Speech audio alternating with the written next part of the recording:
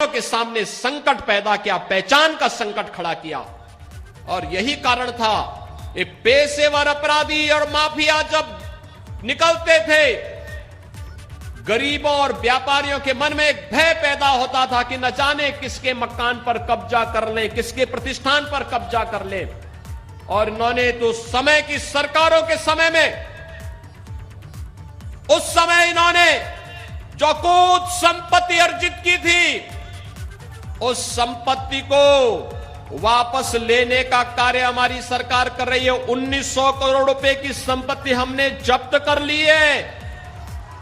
लगभग इतने ही संपत्ति को जो अवैध तरीके से इन्होंने इमारतें बनाई थी, हमें लगा कि नहीं यह अवैध है, सार्वजनिक संपत्ति पर बना है, वहां पर बुलडोजर चलाने का काम भी किया गया है।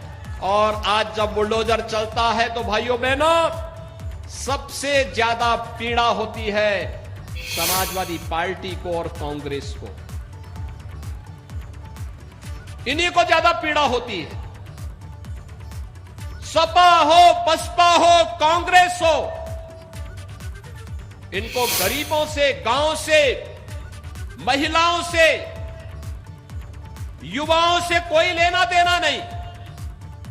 जब भी इनको अवसर मिलता है, इनको अवसर मिला, इन्होंने अत्याचार किया, शोषण किया, अराजकता फैलाई। अगर इनको सत्ता में रहने का अवसर मिला, इन्होंने कुछ कार्य किया होता, तो गरीब के पास मकान का अभाव नहीं होता। आपने देखा होगा जब प्रधानमंत्री के रूप में मोदी जी आए, कांग्रेस क्या कर रही थी 55 वर्षों तक। सपा बसपा बिना मांगे ही 10 वर्षों तक कांग्रेस नेतृत्व की यूपीए सरकार को समर्थन दे रही थी। क्यों नहीं तब गरीबों के मकान बन गए? तब क्यों नहीं गरीबों के घर में विद्युत का कनेक्शन मिल गया? गांव गांव में बिजली क्यों नहीं आ पाई? हर गरीब को शौचालय क्यों नहीं मिल पाया? हर गरीब को रसोई गैस का कनेक्शन क्यों नहीं मिल पाया? और कोरोना के दौरान भाइयों बहनों, हर गरीब को फ्री में राशन क्यों नहीं मिल पाया?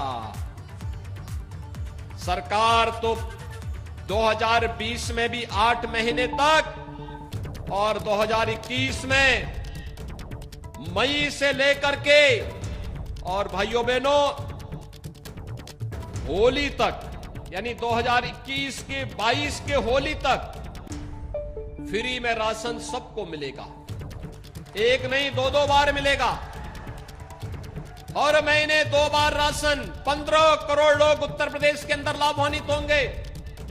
और हमने तय किया है दिसंबर में भी, जनवरी में भी, फरवरी में भी, मार्च में भी अंत्योदय कार्ड धारक को 35 किलो खाद्यान्न, 1 किलो दाल, 1 किलो खाद्य तेल, 1 किलो चीनी और 1 किलो नमक प्रदेश सरकार उपलब्ध कराएगी। और हर कार्ड धारक को प्रति यूनिट 5 किलो खाद्यान्न भारत सरकार भी उपलब्ध करवाएगी।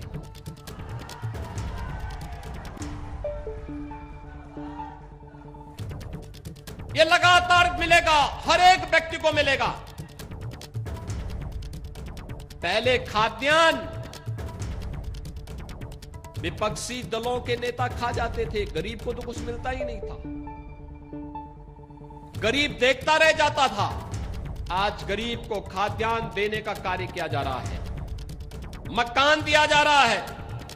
अगर मैं आपके इसी जनपद में देखूं भाइयों बहनों, अकेले आपके आजमगढ़ जनपद में 48,736 परिवारों को 584 करोड़ 83 लाख 20 हजार रुपए की राशि आवास योजना के लिए ग्रामीण क्षेत्र में अवमुक्त किया गया।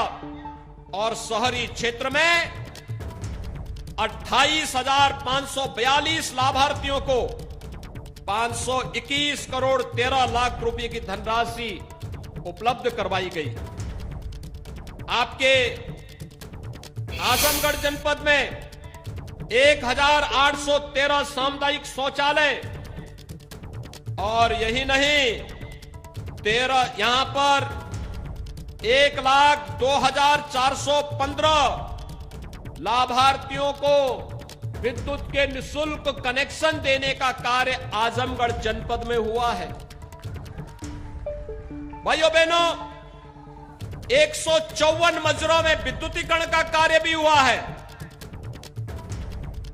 2,24,023 लाभार्थियों को निःशुल्क रसोई गैस के कनेक्शन बांटे गए और प्रधानमंत्री किसान सम्मान निधि में हर किसान को 6,000 रुपए सालाना। अब तक इस जनपद में 7,41,984 किसानों को इस योजना से जोड़ा गया है। यानी 7,41,000 से अधिक किसान हर साल 6,000 रुपए सालाना प्राप्त कर रहे हैं। कन्या सुमंगला योजना में लगभग 18,000 बालिकाओं को जन्म से लेकर के स्नातक तक की पढ़ाई के लिए 15,000 रुपए देने की व्यवस्था की गई है। और ऑपरेशन कायाकल्प, सपा बसपा कांग्रेस को पढ़ाई लिखाई से कोई मतलब नहीं था, तो उनके समय में स्कूल भी उजाड़ लगता था। आज स्कूल आप देखिए, लगभग 2,170 विद्यालयों में यहां पर उनका सुंदरीकरण का कार्य हुआ है। इसके साथ ही यहां पर अगर हम देखेंगे तो भाइयों बहनों, आजमगढ़ में हम लोगों ने जो तमाम अन्य कार्य कराए हैं, यहां पर 7,93,824 परिवारों को निःशुल्क खाद्यान्न उपलब्ध करवाने का कार्य हो रहा है। और यही नहीं, जनपद में एक जनपद एक उत्पाद, 1 डिस्ट्रिक्ट 1 प्रोडक्ट के अंतर्गत 98 लाभार्थियों को 7 करोड़ 12 लाख का ऋण भी यहां पर उपलब्ध करवाया गया है। 1,93,982 पंजीकृत श्रमिकों को यहां पर शासन की विभिन्न योजनाओं से जोड़ने का कार्य किया गया है और उन्हें भरण पोषण भत्ता भी यहां पर उपलब्ध करवाने का कार्य किया गया है। यानी आप देख सकते हैं, ये कार्य कांग्रेस, सपा, बसपा की सरकारों के समय भी हो सकता था, लेकिन गरीब उनके एजेंडे में कभी नहीं था, गांव उनके एजेंडे में नहीं था, महिलाएं उनके एजेंडे में नहीं थी, युवा उनके एजेंडे में नहीं थे। वे लोग केवल अराजकता फैलाते थे, लूट खसोट करते थे।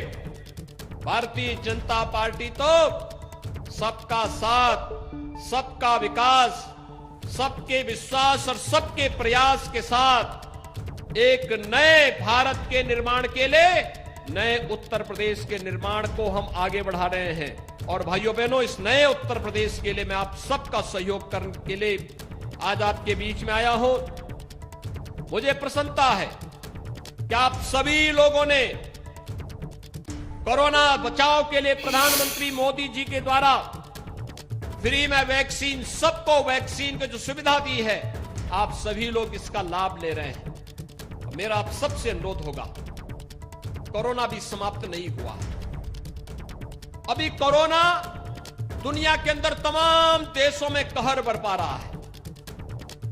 आप देख रहे होंगे लगातार अफ्रीकन देशों में, अमेरिका में, यूरोप में, रूस में, चीन में फिर से कोरोना की आहट हो चुकी है, बहुत तेजी के साथ फैल रहा है।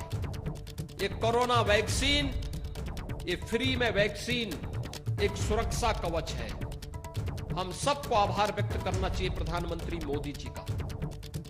आपने देखा होगा, कोरोना के दौरान हमने सबको फ्री में टेस्ट करवाए, फ्री में उपचार कराया, फ्री में राशन दिया और फ्री में वैक्सीन भी प्रधानमंत्री मोदी जी ने हर एक व्यक्ति को उपलब्ध करवाया।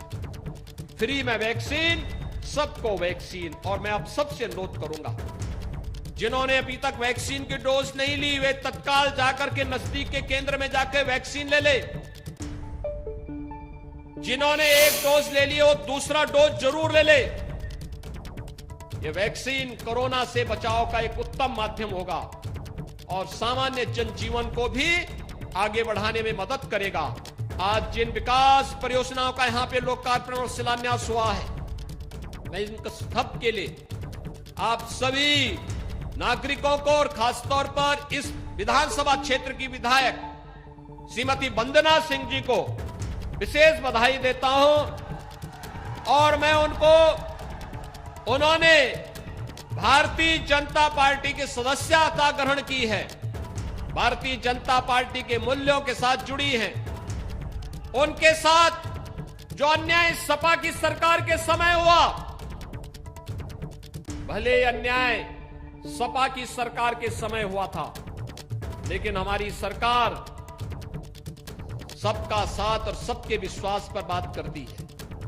हमने कहा प्रदेश में विकास कराएंगे सबको, न्याय देंगे सबको, सुरक्षा देंगे सबको, लेकिन अपराध और अपराधियों के प्रति जीरो टॉलरेंस की नीति के तहत कार्य करेंगे। और सरकार उन्हीं मुद्दों को लेकर के, उन्हीं मूल्यों को लेकर के लगातार कार्य कर रही है।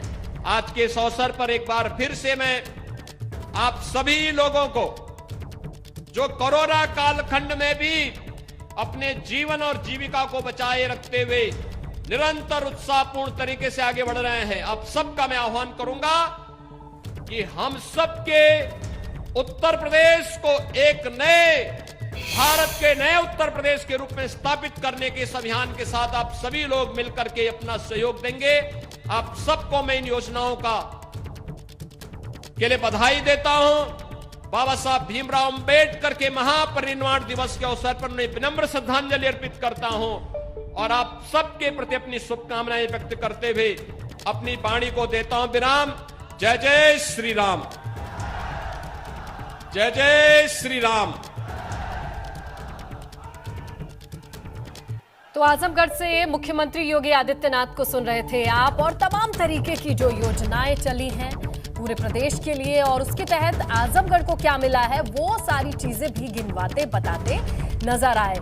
और फ्री राशन का भी जिक्र किया।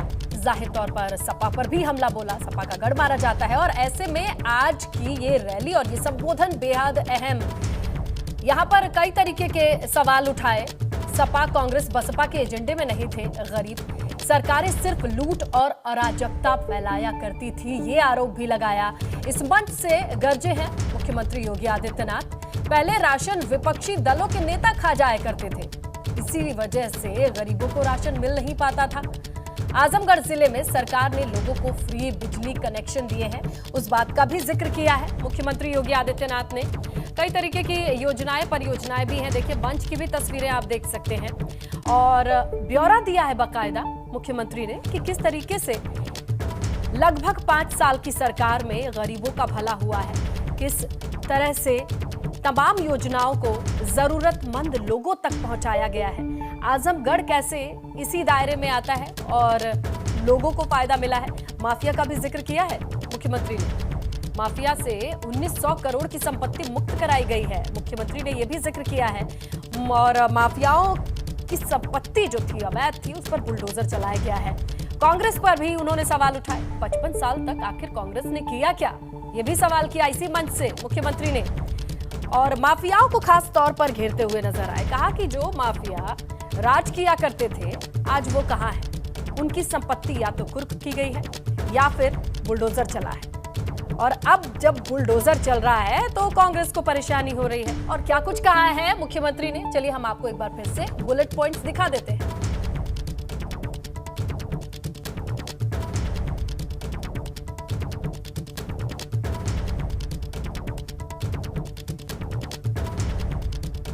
समाजवादी पार्टी की सरकार के समय तो अराजकता ही उसका पर्याय हो गया था। देश के अंदर एक नारा चल पड़ा था, जिस गाड़ी में सपा का झंडा समझो होगा कोई जाना पहचाना गुंडा, यानी ये नारा ही चल गया था। लोग ये मान लिए थे। लेकिन इस गुंडागिर्दी की कमर तोड़ने का कार्य अगर किसी ने किया है तो हमारी सरकार ने प्रदेश के अंदर 2017 के बाद आने के बाद किया। तो देख सकते हैं किस तरीके से गुंडा राज पर हमला बोला है और कानून व्यवस्था का जिक्र किया है मुख्यमंत्री ने कि आजमगढ़ के लोगों को किस तरीके से निजात मिला है अराजकता से जो सपा के कार्यकाल के दौरान थे और किस तरीके से गरीबों का भला हुआ है और कई बातें उन्होंने कही हैं। फिर से देखते हैं। जब समाजवादी पार्टी की सरकार के समय रामपुर में उस समय के समाजवादी पार्टी के नेता और मंत्री आजम खां के द्वारा वहां के दलितों को प्रताड़ित किया जा रहा था, उजाड़ा जा रहा था, तब कांग्रेस मौन थी, सपा अत्याचार करा रही थी, बसपा भी मौन थी। तब केवल और केवल भारतीय जनता पार्टी आंदोलन कर रही थी, क्योंकि वहां पर गरीबों और दलितों को उजाड़ करके उस समय सत्ताधारी दल का एक मंत्री सत्ता के संरक्षण में अराजकता पैदा कर रहा था।